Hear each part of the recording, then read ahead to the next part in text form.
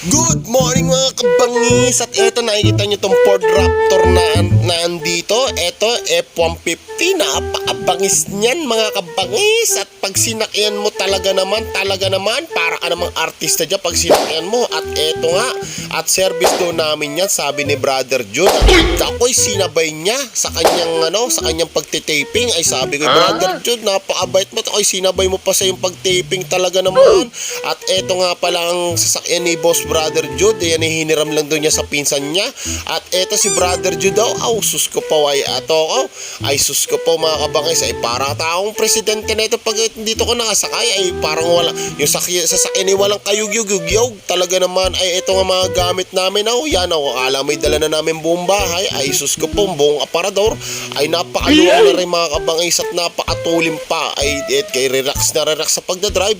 Ay bay si Brother Jude, talaga naman, ay sabi ko,